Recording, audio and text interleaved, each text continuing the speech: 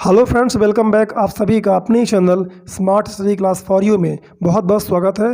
दोस्तों, मैं आप सभी के लिए इंग्लिश न्यूज़ और नई नई इंग्लिश स्टोरीज़ का हिंदी ट्रांसलेशन लेके आता रहता हूं, जिसके माध्यम से आपको इंग्लिश के नए नए ढेर सारे शब्द और ग्रामर भी सीखने को मिलता है। और दोस्तों, आप साथ साथ स्टोरी को एंजॉय करते हैं और नया नया जो नॉलेज है, एक नई सीख भी आपको प्राप्त होती है। तो दोस्तों, इसी सीरीज में मैं आज बात करने वाला हूँ एक नई कहानी की। ठीक है, तो आइए हम इस वीडियो को शुरू करते हैं। तो सबसे पहले आप देख रहे हैं कि जो स्टोरी का टाइटल है यानी शीर्षक है वो क्या है, what do we love more. तो दोस्तों, आप इस वीडियो को पूरा वॉच करना है, ठीक है, पूरा देखना है और ध्यानपूर्वक सुनना है, ताकि आप इंग्लिश को एंजॉय कर पाएँ और साथ ही साथ आपकी इंग्लिश रीडिंग भी अच्छी हो जाए और आप जो इंग्लिश का अंडरस्टैंडिंग है, इंग्लिश की जो समझ है, वो भी आपके अंदर डेवलप हो जाए। तो दोस्तों, इसके लिए आपको ध्यानपूर्वक पूरा इस वीडियो को सुनना है। ठीक है, तो चलिए हम आगे बढ़ते हैं। तो जैसा कि अभी हमने पढ़ा कि what do we love more, तो दोस्तों सबसे पहले मैं आपको एक बात क्लियर कर दूं कि व्हाट का मतलब क्या भी होता है और किसे भी होता है। ठीक है, तो ज़्यादातर जो लोग जानते हैं, ठीक है ना, मैक्सिमम लोग ये जानते हैं कि व्हाट का मतलब सिर्फ होता है क्या। ठीक है, जो कि पूरा करेक्ट नहीं है। ठीक है, व्हाट का मतलब किसे भी होता है, व्हाट का मतलब किसे भी होता है, व्हाट का मतलब जो भी होता है। ठीक है, किसे, क्या और जो। तो यहाँ पर जो व्हाट का मीनिंग आएगा वो आएगा किसे। What do we love more, किसे या क्या। ठीक है, हमें किसे ज़्यादा प्यार करना चाहिए या हम करते हैं। ठीक है, सॉरी, करते हैं, क्योंकि इसमें क्या लगा है, इसमें डू का प्रयोग हुआ है। ठीक है, डू बताता है कि ये सिंपल प्रेजेंट टेंस का है और उसकी हिंदी होती है ता है, ती है, ते हैं। तो व्हाट डू वी मतलब हम। ठीक है, लव यानी तो आप जानते हैं प्यार करना, ज़्यादा महत्व देना, या फिर होता है मोर। तो देखिए, लव का मतलब भी प्यार करना बस नहीं होता, इसका मतलब होता है हम किसी चीज़ को बहुत ज़्यादा ध्यान रखते हैं, उसका बहुत ख्याल रखते हैं। ठीक है, तो देखिए what do we love more, तो इसका मीनिंग होगा हम किसे ज़्यादा ध्यान देते हैं या हम किसे ज़्यादा प्यार करते हैं। तो ये टाइटल है, कुछ यूं ही सीख आपको मिलने वाली है। तो दोस्तों, बने रहिए इस वीडियो के लास्ट तक। ठीक है, तो चलिए स्टार्ट करते हैं स्टोरी की पहली line. A man was polishing his new car.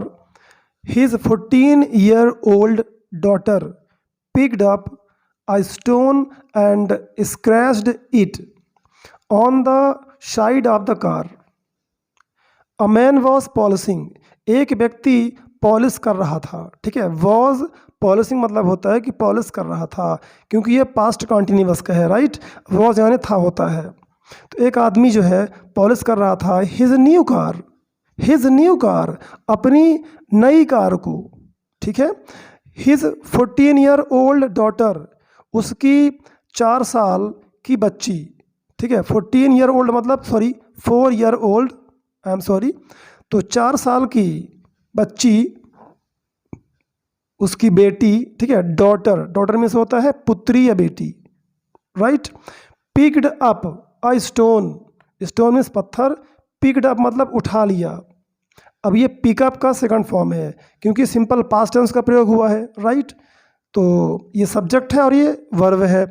Picked up मतलब उठा लिया, तो उसकी लड़की ने, उसकी 4 साल की बेटी ने एक पत्थर को उठा ली, एंड और स्क्रैच्ड इट यानी इसे, किसे, कार को। उसने कार को स्क्रैच कर दिया, यानी उसमें खरोच मार दिया उसने। ठीक है, स्क्रैच मतलब खरोच मार देना। तो उसने एक पत्थर से लेके उस कार में खरोच मार दी।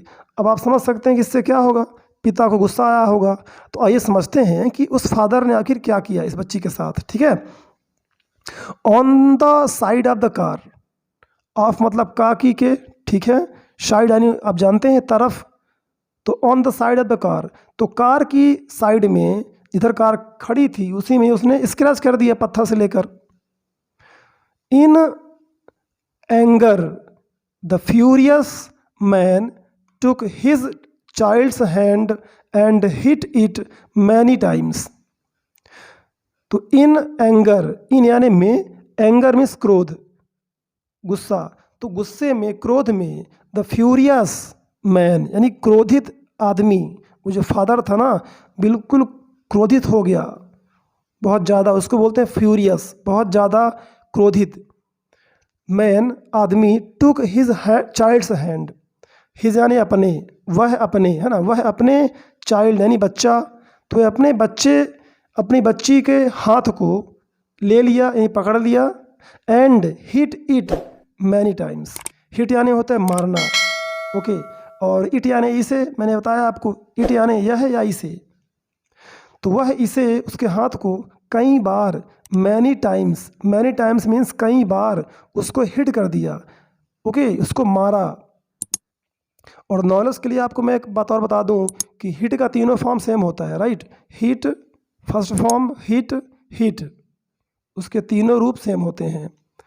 Not realizing he was using a wrench, देखिए रेंच एक टूल्स है, औजार है, जिससे हम कार के या किसी भी चीज़ के नट बोल्ट को ठीक करते हैं, ठीक है।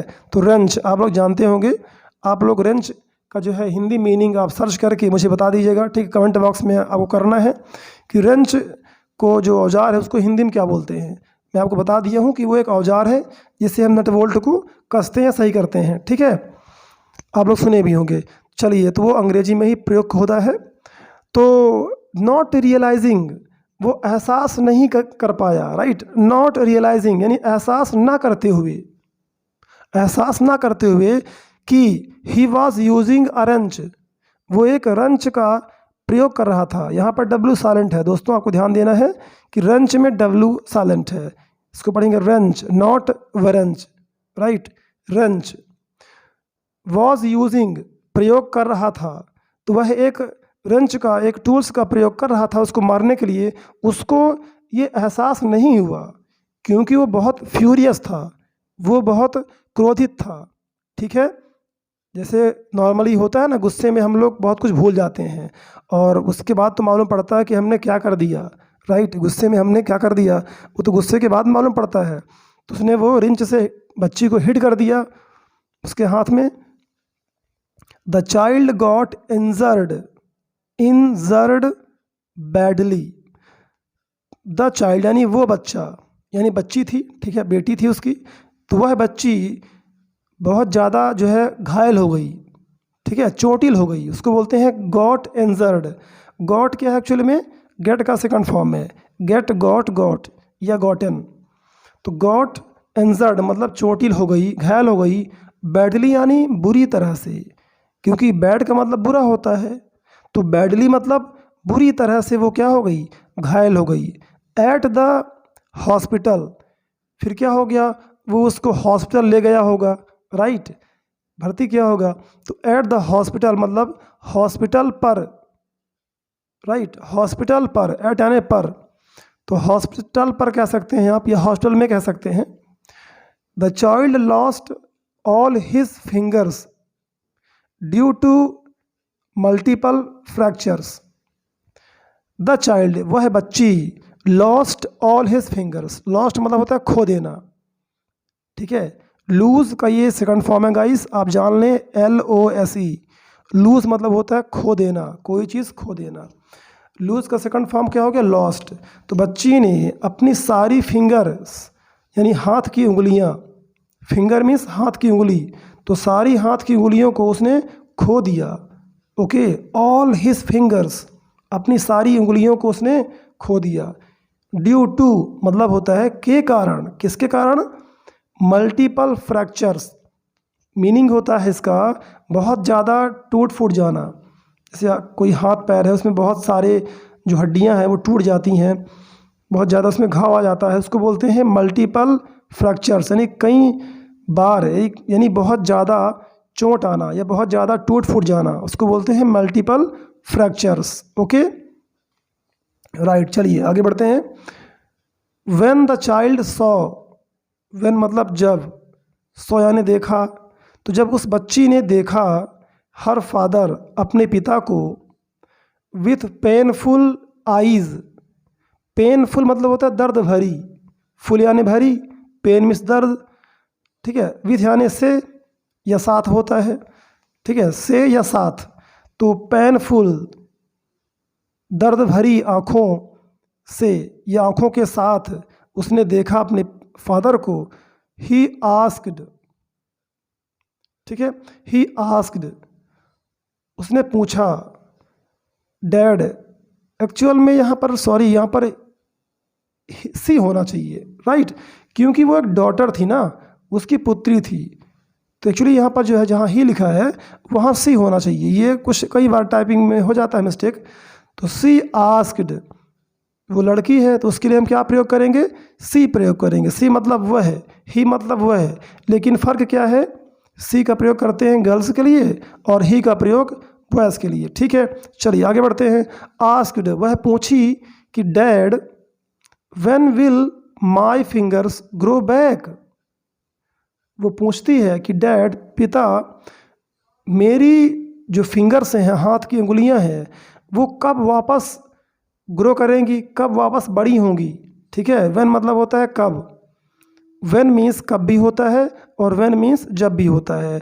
आपको ये दिमाग लगाना पड़ेगा कि अगर समय की बात हो रही है तो आप कभी उसका कब का हिंदी निकालते हैं, कभी जब का। तो ये सेंटेंस के अकॉर्डिंग आप समझ जाते हैं।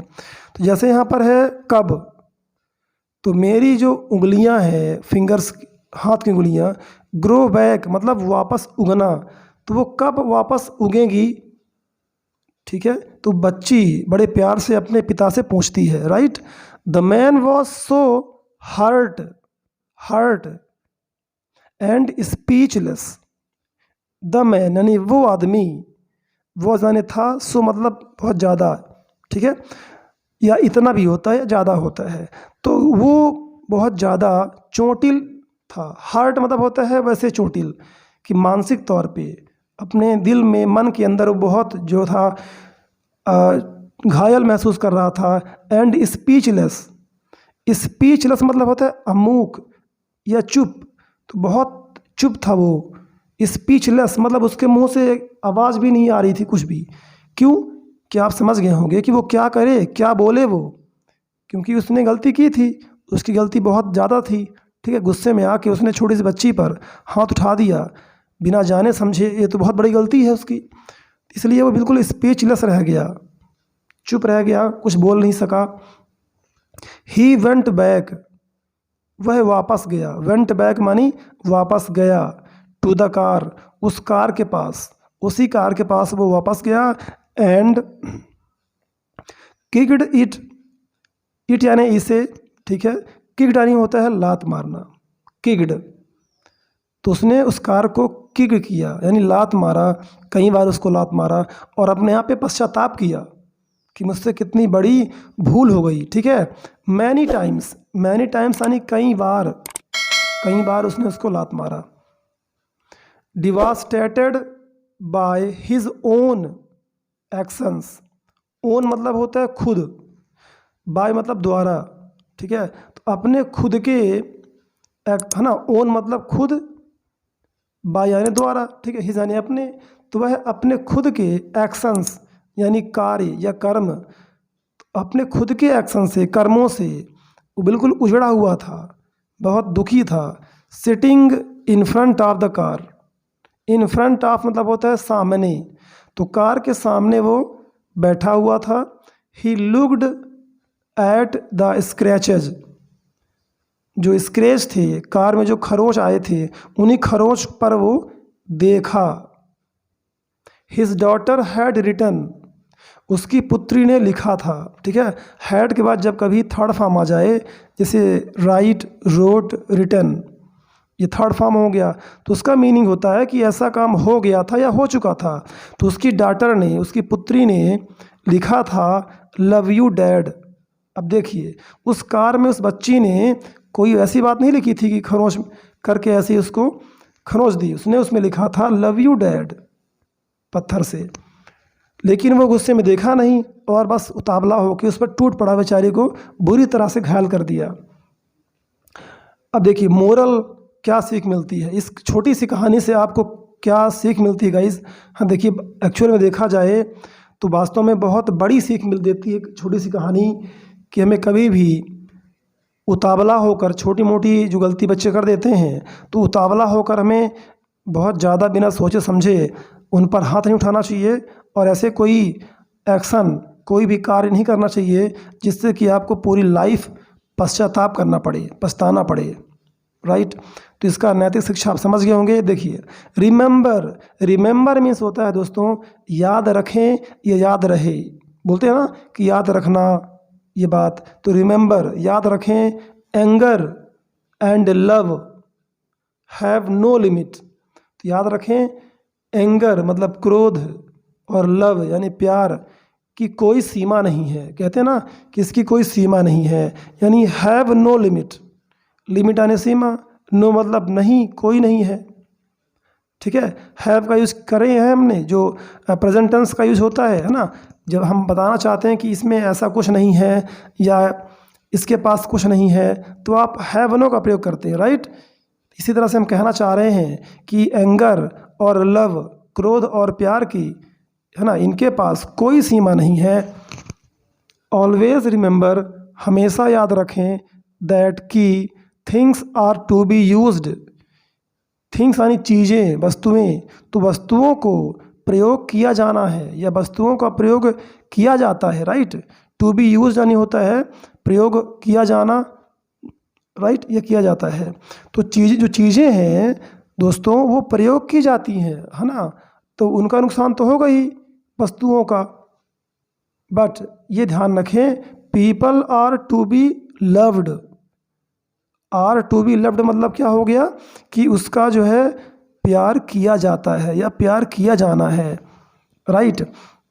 तो हमेशा याद रखें कि जो चीज़ें होती हैं वो प्रयोग के लिए होती हैं, और जो पीपल होते हैं, लोग होते हैं, उनका हमें ख्याल करना होता है, ठीक है। वो जो है प्यार करने के लिए बने होते हैं, ऐसा नहीं कि वो चीज़ें हैं, वस्तुएं हैं तो हम उनको जो है तोड़ देंगे, उनको नष्ट कर देंगे, क्योंकि वस्तुएं और इंसानों में तो फ़र्क होता ही है ना। आप कई बार लोग क्या होता है कि इतना ज़्यादा, जैसे इसका टाइटल था ना स्टोरी का कि what do we love more, हमें किसे ज़्यादा प्यार करना चाहिए या मानना चाहिए, वस्तुओं को कि लोगों को, है ना। अपने रिश्तों को महत्व देना चाहिए ज़्यादा कि वस्तुओं को, लेकिन आजकल उल्टा हो जाता है ना। देखिए आगे बात आ रही है, बट द प्रॉब्लम, लेकिन समस्या, इन टुडेज वर्ल्ड, वर्ल्ड यानी दुनिया, तो टुडेज यानी आज की, टुडेज आज की दुनिया में प्रॉब्लम यानी समस्या ये है कि पीपल आर बीइंग यूज्ड, लोगों का प्रयोग किया जा रहा है ना। लोगों का प्यार नहीं किया जा रहा, उनका सम्मान जो ज़्यादा आत्मा से नहीं किया जा रहा, उनका यूज किया जा रहा है। बोलते हैं ना कि वो उसने उसका शोषण कर लिया, उसने उसको यूज किया, तो पीपल आर बीइंग यूज मतलब होता है प्रयोग किया जा रहा है, राइट। तो कहीं भी अगर आप पाते हैं कि आर इज एम आर के बाद बीइंग और वर्ब की थर्ड फॉर्म का प्रयोग होता है, तो वहाँ पर उसकी हिंदी आप क्या निकालेंगे, ऐसे ही कि प्रयोग किया जा रहा है, बनाया जा रहा है, खाया जा रहा है, मारा जा रहा है, ठीक है। इस तरह से आपको ग्रामर में ध्यान देना है। फिर नीचे क्या है, थिंग्स आर बीइंग लव्ड, तो आज की दुनिया में उल्टा हो रहा है, जो चीज़ें होती हैं, थिंग्स होती हैं, लोग उन्हें, है ना, उनको प्यार किया जा रहा है, यानी उनको ज़्यादा महत्व दिया जा रहा है चीज़ों को, और लोगों को जो है कम वैल्यू की जा रही है। तो ये तो हमारे वर्तमान समय की हाल है, जो लोगों की मानसिकता है वो अपने वस्तुओं से ज़्यादा प्यार करते हैं रिश्तों के बजाय। तो दोस्तों आई होप दैट कि आपको ये स्टोरी पसंद आई होगी, और इसी तरह की इंटरेस्टिंग कहानी के साथ और इम्पोर्टेंट वीडियो के साथ मैं आपके साथ मिलता रहूँगा।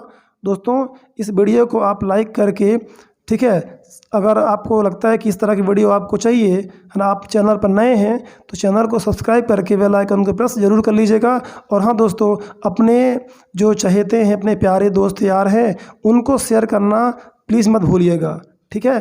तो चलिए यहाँ पर हम इस वीडियो को स्टॉप करते हैं। आप सभी को इस वीडियो को पूरा देखने के लिए तहे दिल से बहुत बहुत धन्यवाद।